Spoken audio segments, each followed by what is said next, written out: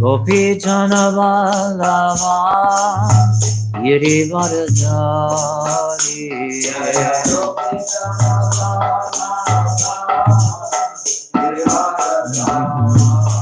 Yashodanandana Vrajajanaranja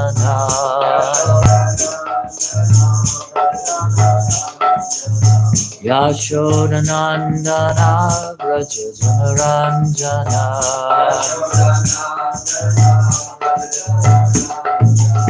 Yamuna Chira Vanachari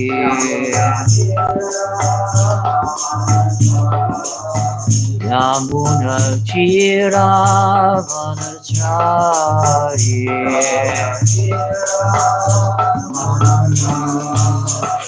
Jaya Radha Madhava Kunja Vihari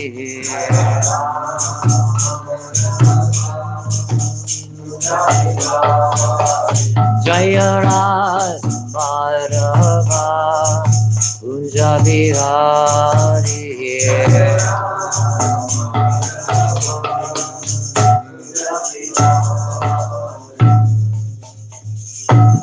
Jaya Vishwavad Prabhu to see Shimad Divine Grace, Shri E.C. Bhaktivedanta Swami, Shri Prabhupada ki, Rantaraj Srimad Bhagavatam ki. All glories to the assembled devotees, all glories to Sri Sri Guru and Sri Gauranga.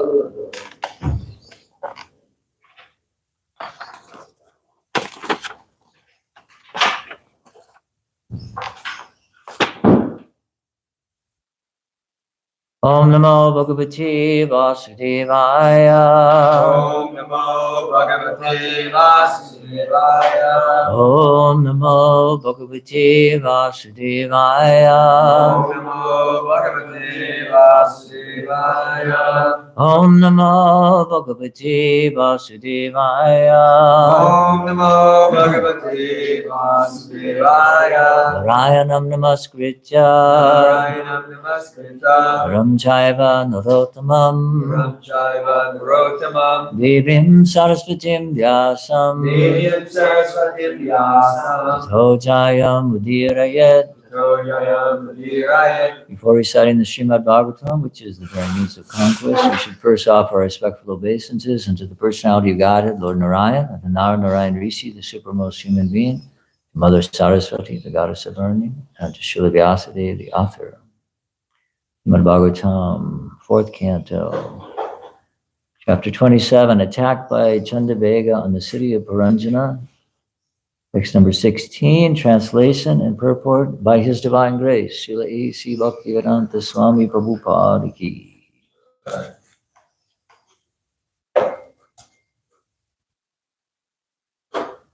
Sasatapi shatareko. Sasatapi shatareko. Vimshatya cha shatam sama. Vimshatya cha shatam sama. Puranjana puradyaksho. Puranjana puradyaksho. Gandharvaya yudhude bali. Gandharvaya yudhude bali. Sasaptabi shatareko. Sasaptabi shatareko. Vimshatya cha shatam sama. Vimshatya cha shatam sama. Puranjana puradyaksho. Puranjana puradyaksho. Gandharvaya yudhude bali. Gandharvaya yudhude bali. Sasaptabi shatareko. Sasaptabi shatareko. Vimshatya cha shatam sama. Vimshatya cha shatam sama. Puranjana puradyaksho. Puranjana puradyaksho. Gandharvaya yudhude bali. Gandharvaya yudhude bali. Sasaptabi shatareko. Sasaptabi shatareko. Vimshatya cha shatam sama. Vimshatya cha shatam sama. Ranjana Paradyaksho Ranjana Prayadyaksho Ganga Yuyude Bali Gandharva Yuyude Bali Sa Shaptabhishatireko Saptabhishatareko Vimshatya cha Shatam Samam Vimshatya cha Shatam Samam Ranjana Paradyaksho Ranjana Paradyaksho Gandharva Yuyade Bali Gandharva Yuyude Bali Saptabhishatareko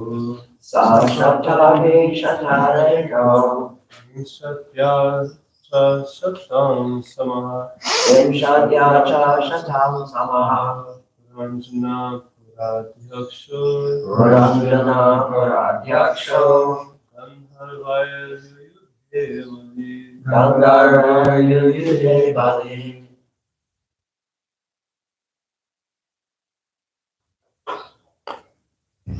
Word meaning Saha He Saptabi with 7 Shatai 100 Ekaha alone Vimshatya with 20 Cha also Shatam 100 Samaha years Paranjana of King Paranjana Pura Adyakshaha superintendent of the city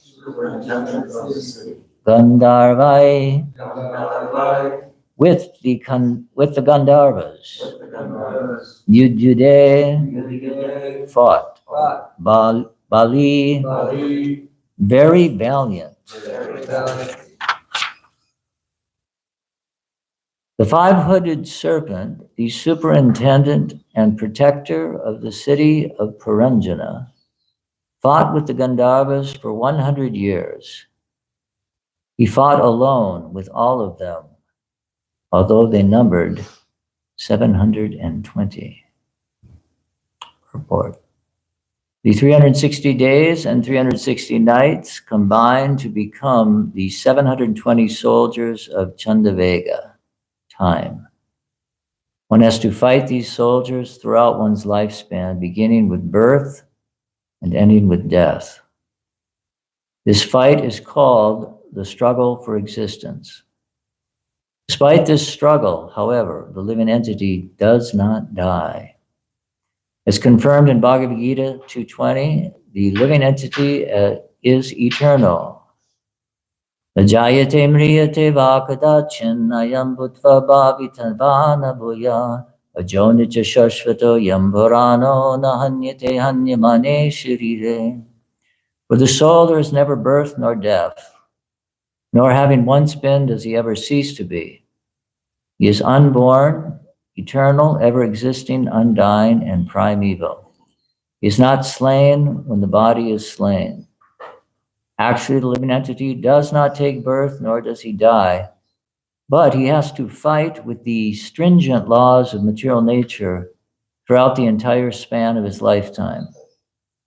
He must also face different kinds of miserable conditions. Despite all this, the living entity, due to illusion, thinks that he is well situated in sense gratification. Not a pretty picture.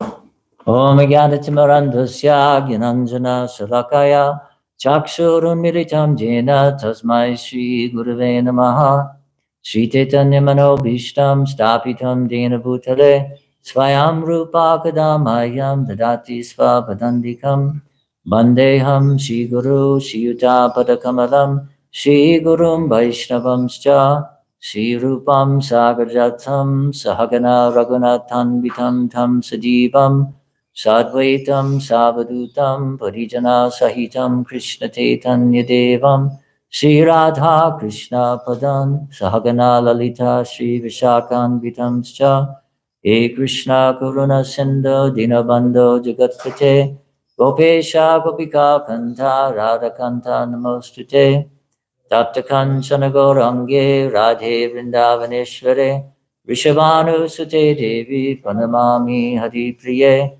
Panchakalpa Tarubhyascha Kripa Sindhu Bhivacha Patitanam Bhavanebhyo Vaishnavebhyo Namo Namaha Jai Sri Krishna Chaitanya Prabhu Nityananda Shri Advaita Gadadhar Shivasadi Gaura Bhaktivinda Hare Krishna, Krishna Krishna, Hare Hare, Hare Rama, Rama Rama, Hare Hare. Translation again. The five-hooded serpent, the superintendent and protector of the city of Puranjana, fought with the Gandharvas for 100 years. He fought alone with all of them, although they numbered 720. So we're following Lalita Kriya's nice exposition of time on Sunday. But here, what stood out to me is Prabhupada talks about the struggle for existence. And in Bhagavad Gita, in the 15th chapter, famous verse that Jivananda Prabhu likes to quote, Mamaivam so jivaloke jivabhuta sanatana manasa stani indrani prakriti stani karshati. Karshati means to struggle. All the living entities are, what does he say? All these Mamaivam so jivaloke. All the living entities are my parts and parcels. And due to conditioned life, they're struggling very hard with the six senses, which include the mind. Karshati, that word karshati, it's related, the verb or the root is krish, and it's the same root as Krishna. It means to pull or to attract. And the na part of Krishna is Ananda. Krishna attracts us. He's all attractive. He's pulling us. And then in the Bhagavad Gita, when Krishna talks about the Vaishyas, the Krishi Go Rakshana, the Vaishyas, they're agriculture. So Krishi means like the plow or a tractor to pull. And the Lord Balaram, actually, his plow, it's interesting. I can't remember who it was describing how on Balaram's appearance day that the Lord Balaram is like plowing the heart, tilling before you plant the seed, you have to till the field so that the seed will take root nicely. So anyway, just interesting little trivia on the word. So there's a Greek philosopher named, how do you say his name? Heraclitus. He says, the only thing certain is that change is inevitable. And he also said, you can't step in the same river twice. So, of course, in the purport, Prabhupada is quoting a very famous verse in Bhagavad Gita, Najayate Mriyate Vakada Chin. So here we are, an eternal soul, and the struggle for existence is we're struggling, we're trying to be someone we're not.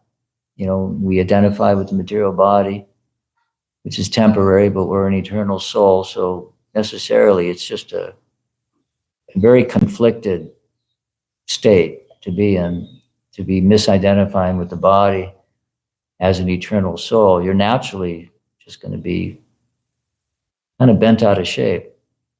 And in I think it's 11th canto, that famous verse, it describes how fear arises when we identify with the body. It's sort of a concomitant thing, that fear and eating, sleeping, mating, fearing. The strongest of these four principles is fearing or defense.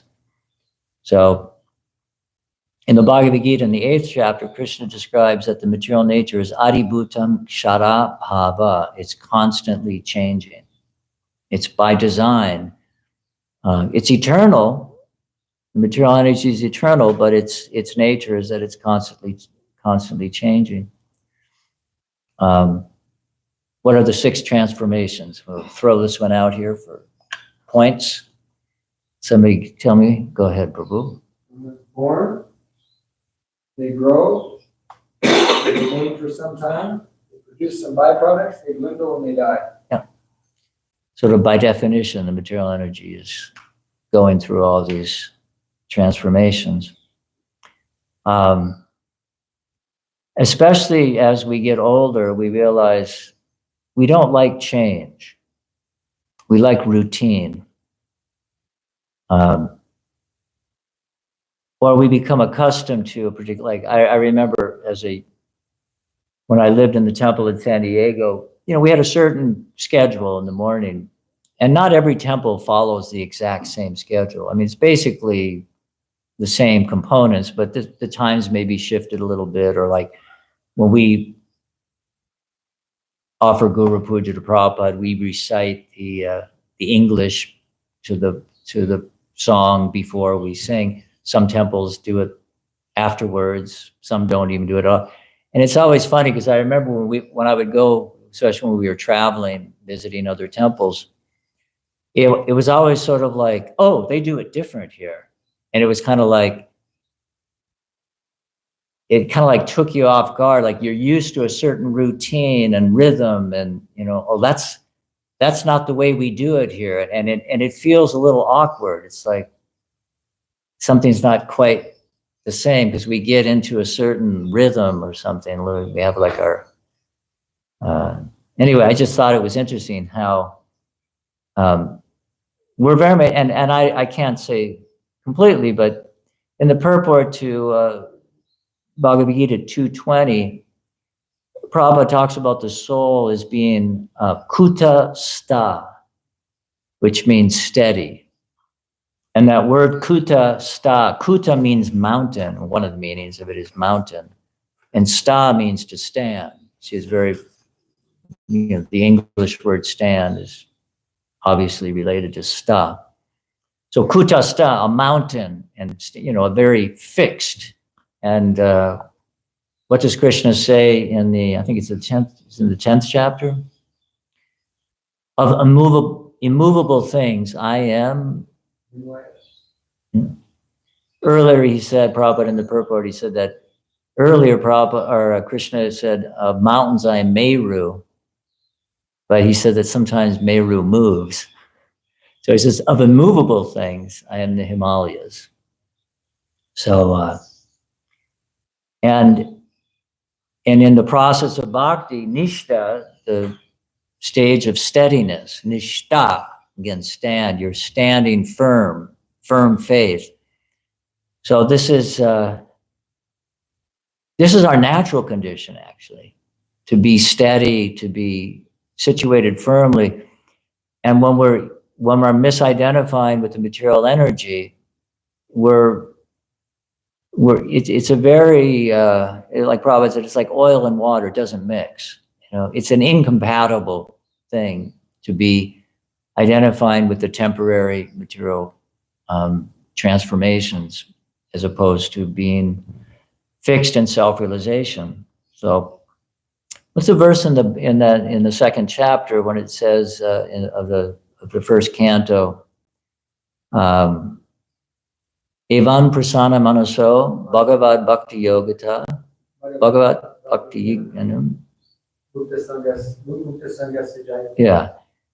So thus established an unalloyed goodness, the man whose mind has been enlivened by contact with devotional service to the Lord gains positive scientific knowledge of the personality of Godhead in the stage of liberation from all material association.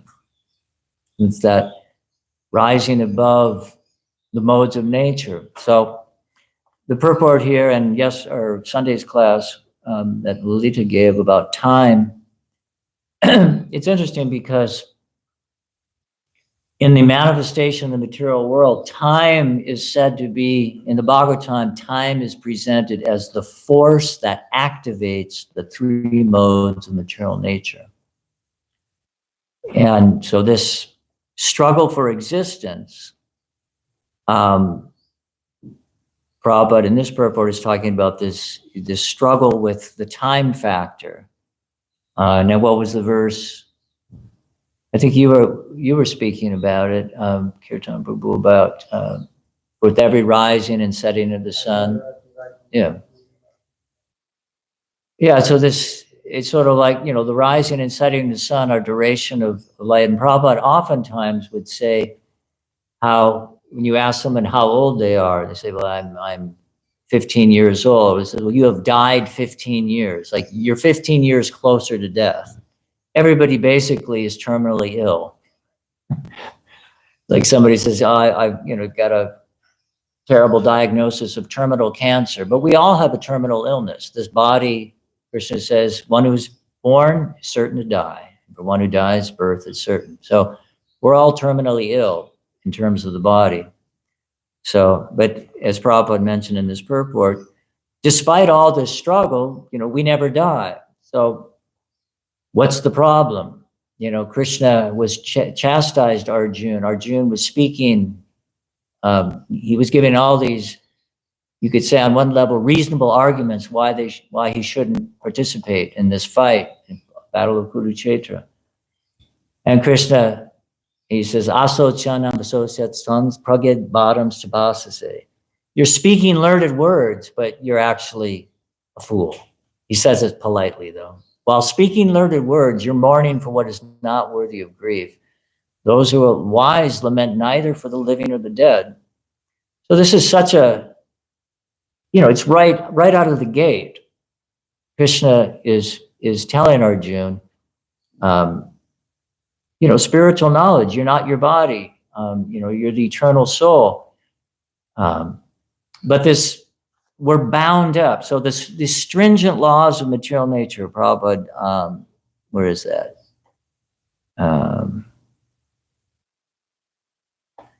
In the purport, towards the end, it says, actually the living entity does not take birth or does he die, but he has to fight with the stringent laws of material nature.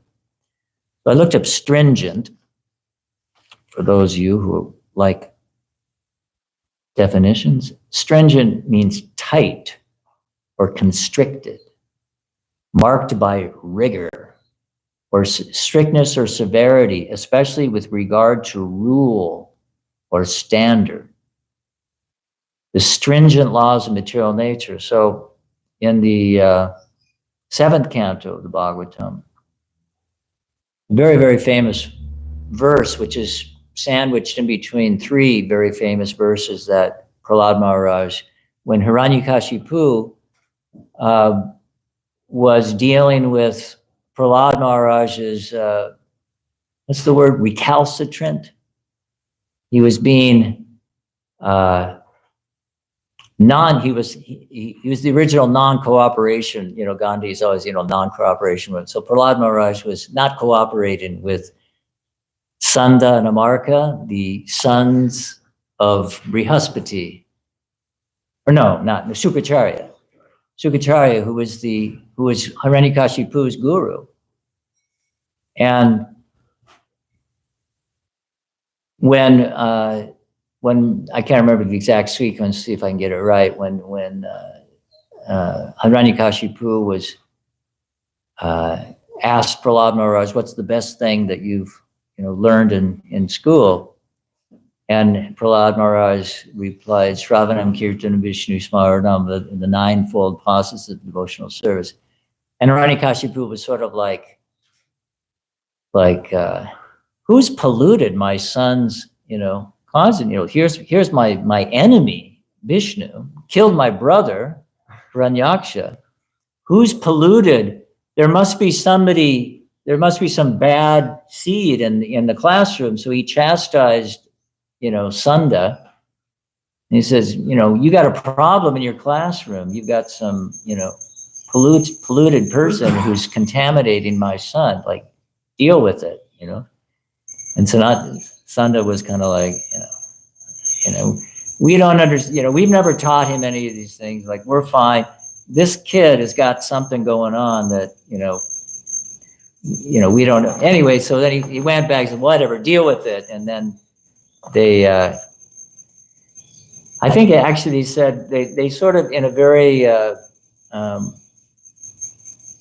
not patronizing word, what was the word? In a very sort of affectionate way, they're saying, Prahlad, where have you learned all this stuff? They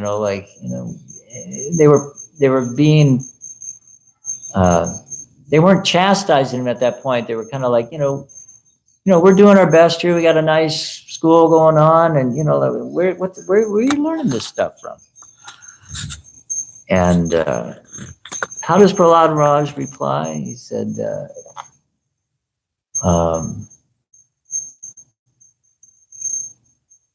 how does he reply to them? He says something. Oh, that's why I brought the book.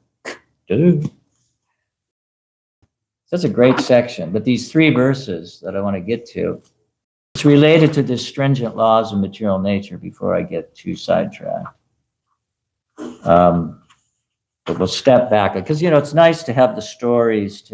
Keeps us a little more engaged. Sometimes you get too much philosophy, and we sort of drift away. So let's see here.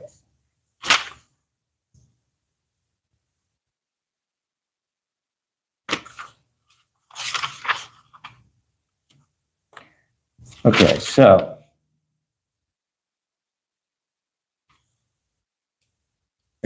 here's Sanda and Marka, the sons of Sukacharya, who are the teachers of Prahlad Maharaj. So after Hiranyakashipu said, he says, Hiranyakashipu advised his assistants, my dear demons, give complete protection to this boy at the Gurukul where he is instructed, so that his intelligence will not be further influenced by Vaishnavas who may go there in disguise. When Hiranyakashipu's servants brought the boy Prahlad back to the Gurukul, the priests of the demons, Santa and Marka, pacified him. With very mild voices and affectionate words, they inquired from him as follows. Dear son Prahlad, all peace and good fortune unto you. Kindly do not speak lies, just reply the truth. These boys you see are not like you, for they do not speak in a deviant way. How have you learned these instructions? How has your intelligence been spoiled in this way? O best of your family, has this pollution of your intelligence been brought about by you or by the enemies? We're all your teachers and are very eager to hear about this. Please tell us the truth. Prahlad Maharaj replied, let me offer my respectful obeisances unto the Supreme Personality of Godhead, whose external energy has created the distinctions of my friend and my enemy by deluding the intelligence of men. Indeed, I am now actually experiencing this, although I have previously heard of it from authoritative sources. Talk about a stiff backbone, 5-year-old Prahlad standing up to his teachers. Teachers don't like it when students do not comply.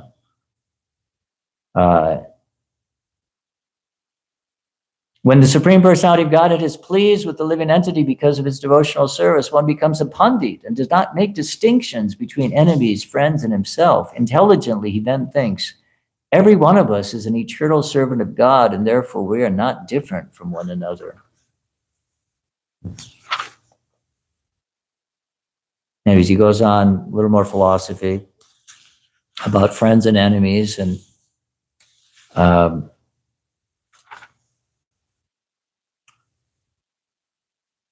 so now here's their reply after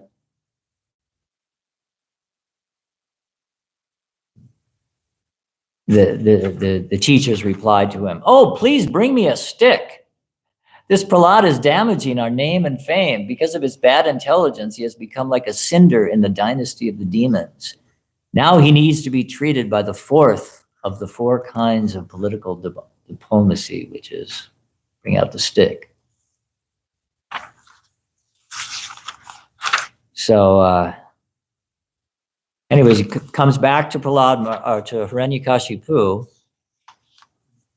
Prahlad Maharaj falls at Hiranyakashipu's feet, and his affectionate father immediately begins showering blessings upon the child, embraced him with both arms.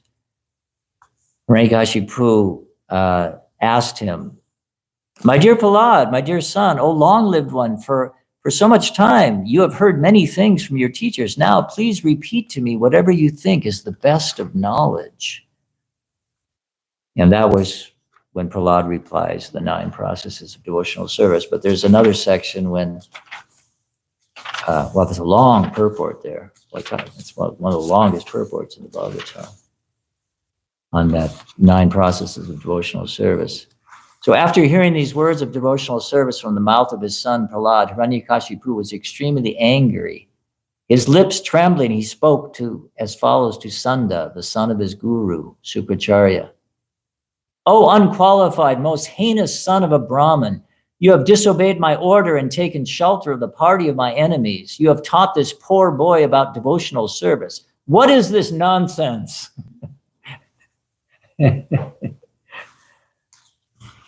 In due course of time, various types of diseases are manifest in those who are sinful. Similarly, in this world, there are many deceptive friends in false garbs, but eventually, because of their false behavior, their actual enmity becomes manifest. The son of Sukracharya, Sunda, he said, O enemy of King Indra, O king, whatever your son Prahlad has said was not taught to him by me or anyone else. His spontaneous devotional service has naturally developed in him. Therefore, please give up your anger and do not unnecessarily accuse us. It is not good to insult a Brahmin in this way. So now here's the verses that I was building up. There's 3 very, very, very famous verses. So Narada Muni continues, when Hiranyakashipu received this reply from the teacher, he again addressed his son Prahlad. You rascal, most fallen of our family, if you have not received this education from your teachers, where have you gotten it? This verse here is one of my favorite verses, and it's the famous chewing the chewed verse.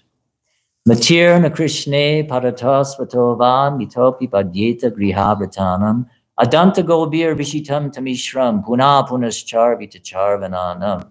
Prahlad Maharaj replied, because of their uncontrolled senses, persons too addicted to materialistic life make progress towards hellish conditions and repeatedly chew that which has already been chewed. Their inclinations toward Krishna are never aroused, either by the instructions of others, by their own efforts, or by a combination of both. Now here's the verse that I wanted to tie in with the stringent laws of material nature and the struggle for existence. So the next verse, very, very famous verse, Prabhupada quoted many times. Nate vidu svartagatim hi vishnum darasha ye bahir artamanina. Andayatandayar upadiyamanas tepisha tantrayam urudam nibada. Persons who are strongly entrapped by the consciousness of enjoying material life and have therefore accepted as their leader or guru a similar blind man attached to external sense objects cannot understand that the goal of life is to return home back to Godhead and engage in the service of Lord Vishnu. As blind men guided by another blind man miss the right path and fall into a ditch, materially attached men led by another materially attached man are bound by the ropes of fruitive labor, which are made of very strong cords, and they continue again and again in materialistic life, suffering the threefold misery. So the stringent laws of material nature, the modes of nature were bound by the modes of material nature, which has been activated by the time factor. So that's basically our struggle for existence. And we can't, Krishna says, this material, this divine energy of mine is very difficult to overcome. These 3 modes of material nature. He actually says that in the verse, Daiviyesha Guna Mayi, the 3 modes of material nature. It's very difficult. It's impossible to overcome. It's Krishna's divine energy, but those who've surrendered unto me can easily cross beyond it. And there's another verse in the Bhagavatam that I recite to whenever I greet the deities, is that one who's taken shelter, Sharanagati, one who surrenders to Krishna, one who takes shelter of the boat of the lotus feet of the Lord, who is the shelter of the cosmic manifestation, is known as Murari, the killer of the Mura demon. The ocean of material existence shrinks to the size of the water contained in a calf's hoof print. Their goal is parampadam, Vaikuntha, not the place where there's danger at every step. So I was riding on the bus this morning, coming up to the temple. Talk about danger at every step. You never know what you're going to encounter on the buses. This guy gets on with about 3 or 4 young kids, and then some other woman gets on the bus. And the guy in the back of the bus starts yelling in the bus saying, "Bus driver, she's got a restraining order on her. She's not supposed to be near these children," and this and that. And they're screaming at each other in the bus, you know. And I was just thinking, man, material world, it's just such a, it's a chaotic place. There's so much dysfunction. But you know, on the one hand, it's so sad because everybody is, you know, in their ultimate identity, they're near and dear to Krishna. You know, every living entity is a part and parcel of Krishna. But as it's said, I don't know if Jesus actually said it, but comes from the Christian tradition, you know, hate the sin, not the sinner. So people are being dragged by their, this is what Prahlad Maharaj said, people are being dragged by their uncontrolled senses. They're bound. They're being driven by the modes of material nature. They're struggling hard. So in one sense, we can't condemn anybody, but we do have to keep our distance, you know, from those that are strongly captured by the lower modes of nature. We have to stay clear from them as much as possible. Sometimes you can't avoid it. You're stuck on a bus with them. So I just tried to take shelter of Krishna, and I just thought about when Prabhupada's name, Abhay Charanaravinda, you know, fearless, having taken shelter at Krishna's lotus feet. And a sannyasi is supposed to be fearless. He's supposed to go into very, you know, you could say even dangerous situations, you know, to preach and depend on Krishna's protection.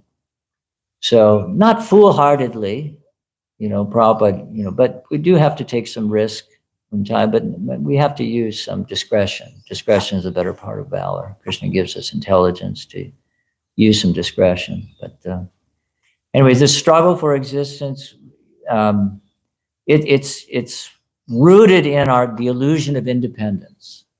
You know, we have a minute degree of independence because we're a part of the supremely independent Lord, Svarat. Krishna, in the first shloka of the Bhagavatam, Krishna is described as Svarat.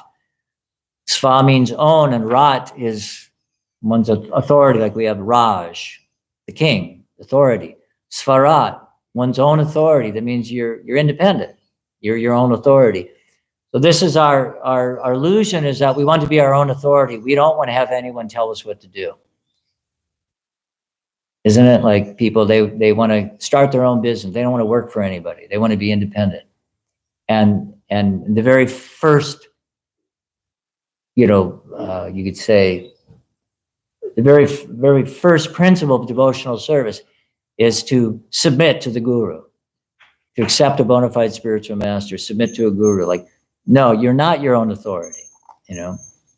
That because of the misuse of our independence, we're stuck. We're in this quagmire of material existence. We're bound by the modes of material nature. And the only way out is to have someone help who's unbound. And that's the next verse that Prahlad Maharaj says, unless you smear your body with the dust of the lotus feet of a Vaishnava, completely freed from material contamination, persons very much inclined towards materialistic life cannot be attached to the lotus feet of the Lord. It's the only, you know, it's the only way, you know, is to be under the shelter of a pure devotee of the Lord, to take shelter of the bona fide spiritual master, and inquire submissively, render service, pranipatena, pariprashnena pranipatena, is to submit at the lotus feet of the spiritual master. And by their blessings of the pure devotees, then we have the opportunity to become free from this hard struggle for material existence. So, anyone have a realization, a comment, or a question? Yes, Prabhu. You mentioned this desire, this need to serve. This very nice class, by the way. Thank you very much. Two comments. One is that, Prahlad Maharaj is kind of like, it's like the classic, the kid comes home, he's a Hare Krishna now, and, they start asking him, he starts just, let me offer my respectful obeisances to the Supreme Personality of Godhead. So I think some of us have had that experience with our parents, a parent talks to us, we start just speaking philosophy, and the parents are like, where did you learn this?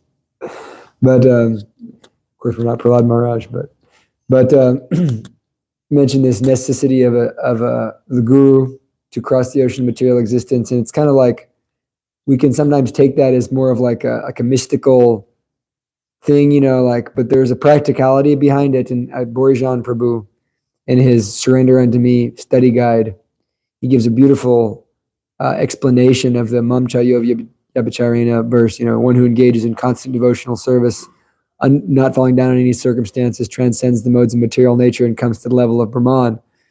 One of the things he says, and it's coming from the purports of Vishwanath Chakravarti Thakur, is that the spiritual master trains the disciple in the service attitude. And by that intense training in the service attitude, the desires and the longings that come from the modes of material nature don't no longer control the disciple, because such a disciple only thinks, is this favorable toward the service of my guru? And so in that way, because one is trained up in the service of guru instead of the service of the senses, one transcends the modes of material nature and is able to constantly engage in Krishna's service. So it's very practical, actually, that we just develop that service attitude as to what is favorable for my guru's service. And in that way, one is not pulled by the modes of material nature. I thought that was a brilliant but simple explanation of why this process works. We develop love and attachment for guru, and in that way we don't act in such a way that will cease our engagement in that service by engaging in sense gratification. So in that way we transcend the modes of nature. Yeah, thank you very much. Yes, Prabhu. Thank you so much, Dr. Mantri, for the class today. When you mentioned that there's all this turmoil in the world and people are experiencing all these miseries, but I think the last line in Prabhupada's purport was something to the effect of, in spite of all that, people are under this deep illusion that they're pretty well situated, and things aren't so bad, and their senses are being gratified. Do you ever have any, or are there any tips for success for approaching people that feel like this world isn't so bad? It almost seems like you have to meet someone in a state of, like Jivananda's talk recently, of a breaking point, that they seem to wake up to how miserable this world is and they want a solution versus, does that make sense? Yeah. Most people are so deep under the illusion that this life's pretty good. Things are pretty nice. And it isn't until there's some kind of disaster or sickness or something that you have a little moment where they're awakened enough to share Krishna consciousness with them. Yeah, I think last class I gave, we talked about when people are addicted to a drug or alcohol or something, like there's an underlying cause. Maybe there's some trauma, or there's some whatever, it's a coping. It's they're trying to self-medicate, But first you have to stop the addiction before you can address the underlying cause. So people are addicted to sense gratification, and they're intoxicated. And Queen Kunti describes Janmaisvarya Shruta Shribir Edamana Mada Human. They're mad. They're intoxicated by wealth, education, birth in an aristocratic family, and beauty, And Krishna is known as Twama Kinchana Gochara. He's the property of the materially impoverished.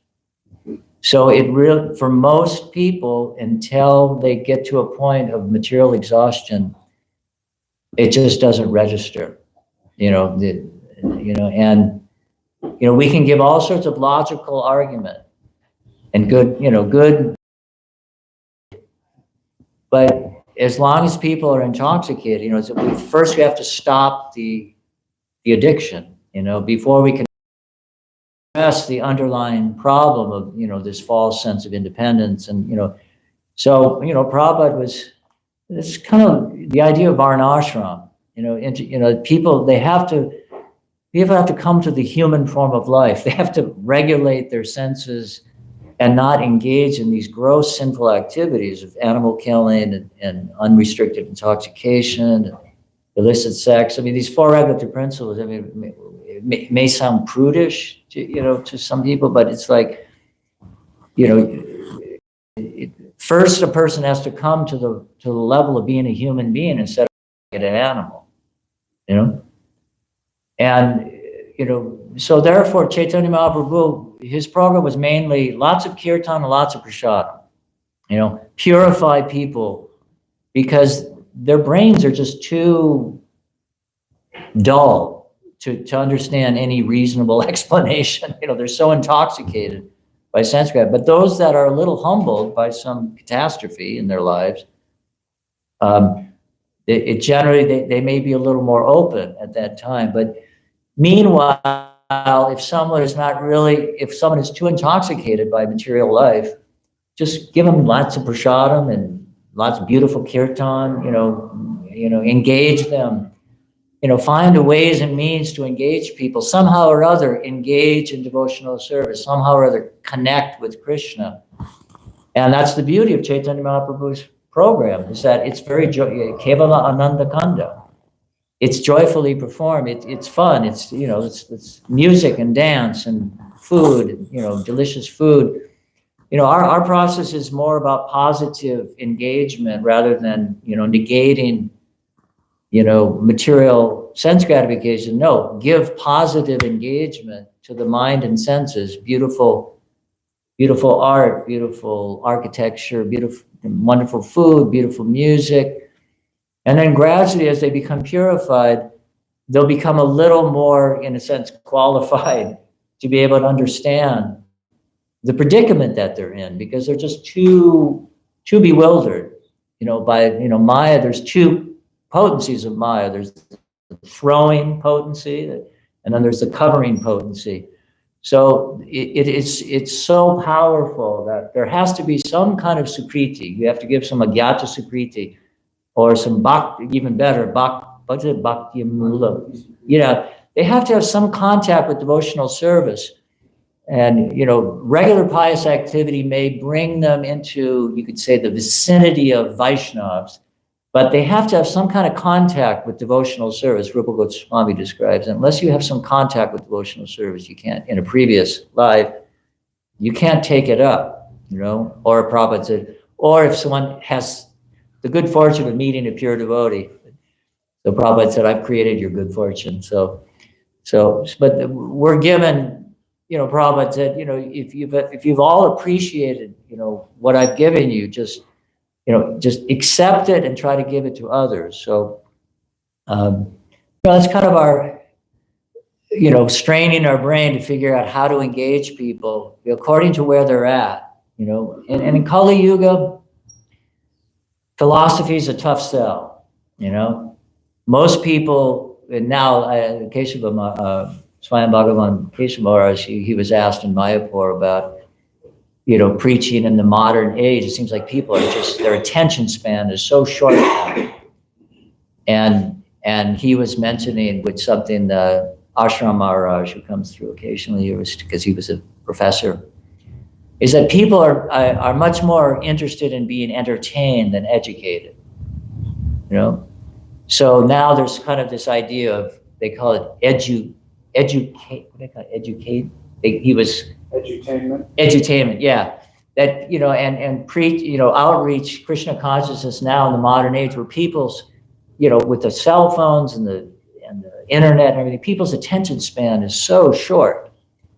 And you really have to engage people's senses, you know, in very, you know, vibrant ways to, you know, to hold their attention. That's why we talked about viewing the viewed instead of chewing the chewed. It's viewing the viewed, you know, unless there's, you know, audio visual stimulation, practically people are just like, you know, you know, their mind and senses, they're like a dog, you know, like a dog is just, you know, like just pulled in, you know, so people's are so out of control that they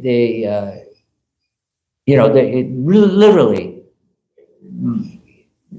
dvipadapashu, polished cats and dogs. So, you know, not to condemn anybody, because that's where we came from, but we, you know, you have to, you know, like with a child, if they're misbehaving and they're getting into, you know, whatever, the cleaners beneath the sink or something, you know, you can't just take it away from them. You have to give them like a toy to play with, you know, or a coloring book or something. You have to give them positive engagement.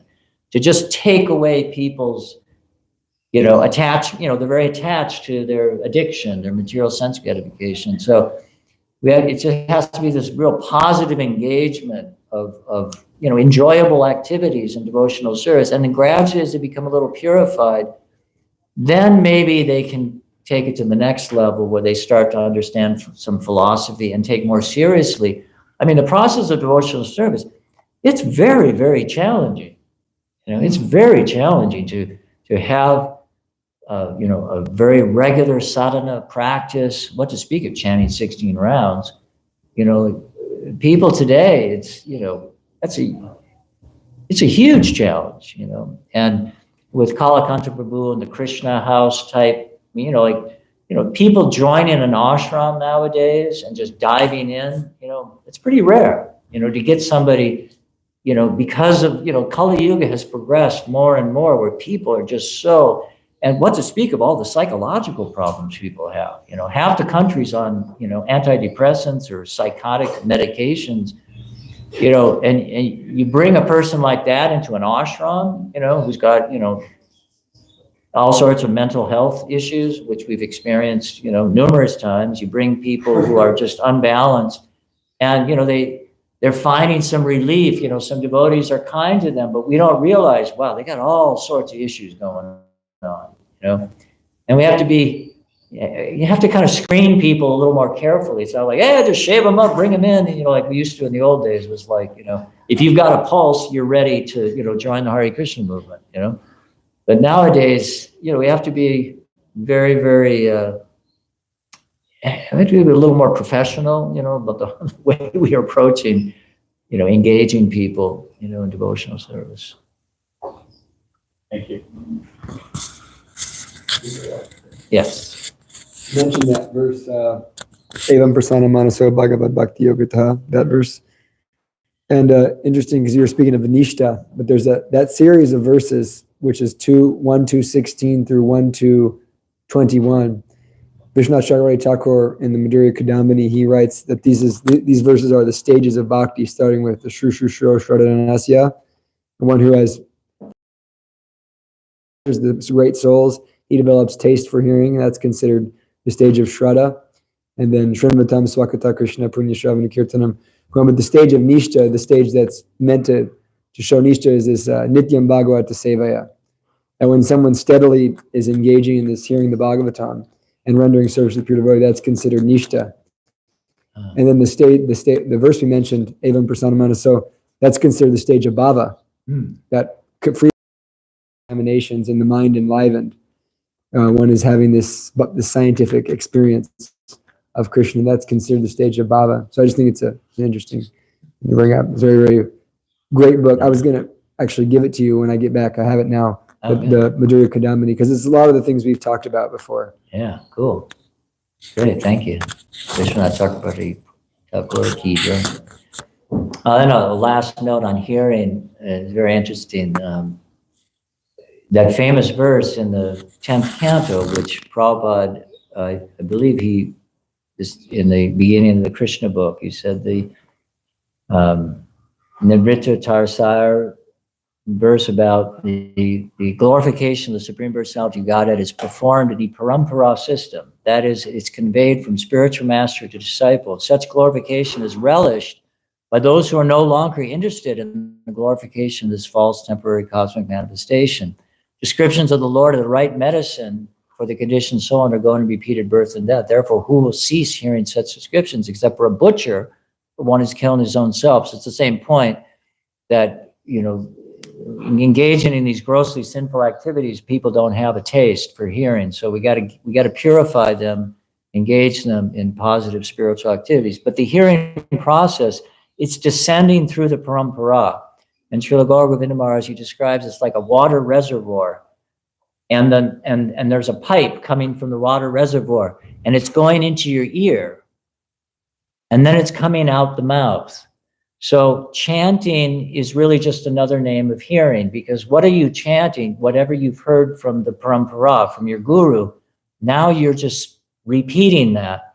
So the descent of the Lord in his various incarnations, be it the holy name or his direct, manifestations of avatars, well, they're all direct, but it takes place within the heart of the pure devotee. When before Krishna made his advent, he appeared within the heart of Vasudeva. And from the heart of Vasudeva, he was transferred to Devaki. But before Krishna appeared, those six children were killed before Krishna appeared. And those six children represent the six enemies of Kama, Krodha, Lobha, Moha, Mada, and Matsarya. So before or the avatar comes, then the heart has to be from those six enemies. And that's what those six. So, but it's very interesting when he was explaining, Gaura Govinda Maharaj was explaining that, chanting is really just hearing, And so when we're speaking, when we're giving talks like this, the idea is that we're not the doer. Krishna is the ability in man. And I have to be listening too to what I'm saying. Like, I'm not the doer. And if we're in good consciousness, we're acting as just a conduit for the parampara. We're also hearing. We should be also hearing that we're not, I'm going to download, I'm going to enlighten everybody. No, it's like Krishna is enlightening us through the parampara. I just happen to be having the service right now of being the mouthpiece for the Lord. But we're supposed to be too, whoever's speaking. So I just thought it was very interesting. The descent of the Lord in a form of transcendental sound vibration, that is the foundation of the process of devotional service, hearing, but hearing with a purified consciousness. 9 o'clock, Grantaraj Srimad Bhagavatam ki jai. Panchakalpa Tarubhishta Kripa Sindhubhyevacha Patitanam Bhavanebhyo Vaishnavebhyo Namo Namaha. Speaking of that, like how to give people a taste for hearing.